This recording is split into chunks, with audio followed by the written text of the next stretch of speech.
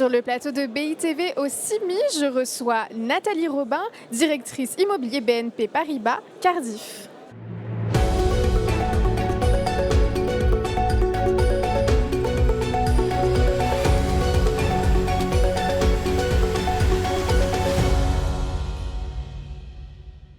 Bonjour Nathalie, merci d'être avec Bonjour.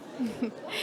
Moins de bureaux, plus d'alternatives quand les stratégies de diversification rebattent les cartes. Vous venez de participer donc à cette conférence. À l'heure où l'on parle du retour au bureau, quelle est la stratégie des investisseurs institutionnels sur cette catégorie d'actifs? Êtes-vous définitivement averse à l'immobilier de bureau? Alors, je pense qu'il y a une stratégie qu'on peut qualifier de recentrée, c'est-à-dire que les institutionnels cherchent à peu près les mêmes typologies d'actifs de bureau, à savoir dans les centres-villes des grandes capitales européennes, puisque en fait le télétravail a quand même largement rebattu les cartes sur cette typologie d'actifs. Donc, je ne pense pas qu'elle soit délaissée comme catégorie d'actifs, puisque les entreprises veulent encore faire venir leurs salariés, mais sur des centralités, là où il y a énormément de services. Et donc, on recherche, je pense, à peu près la même typologie d'actifs. Et pourquoi aller chercher des investisseurs alternatifs? Quelles sont les perspectives de performance et les promesses de création de valeur et aussi les limites de ces marchés? Alors, l'alternatif, quand on a commencé à en faire, en fait, on s'est posé la question de comment avoir des actifs immobiliers moins corrélés à la croissance économique française, voire européenne. Et donc, parce que le bureau est quand même largement corrélé à cette croissance, aux entreprises.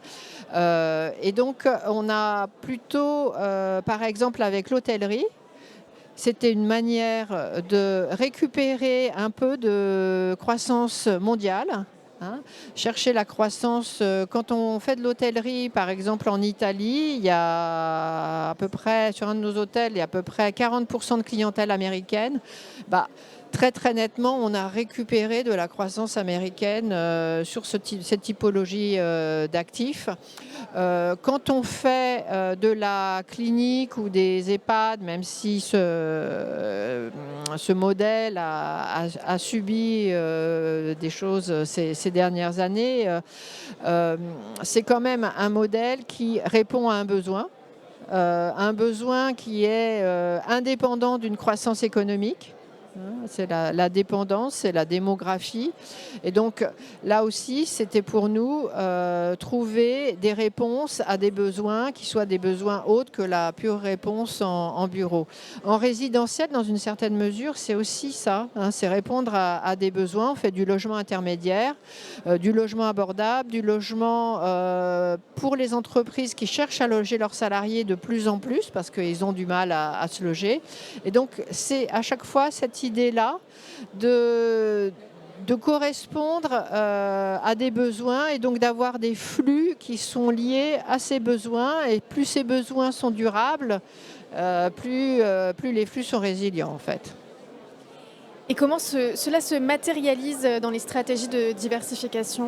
Alors pour nous, la location d'actifs diversifiés, ça veut dire en gros 30%, 30-32% de bureaux, 25% de commerce, 25% de résidentiel. En hôtellerie, on en a 11% et 7% en santé.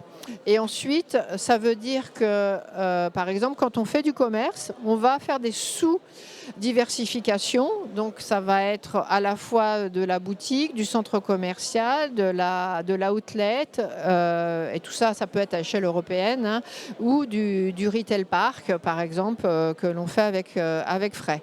Et pour le résidentiel, ça sera pareil. Ça peut être du résidentiel en Allemagne et du résidentiel en Île-de-France. Merci beaucoup d'avoir été avec nous sur le plateau de BITV. Merci à vous. Et merci à vous de nous avoir écoutés. On se retrouve très vite sur BITV au CIMI.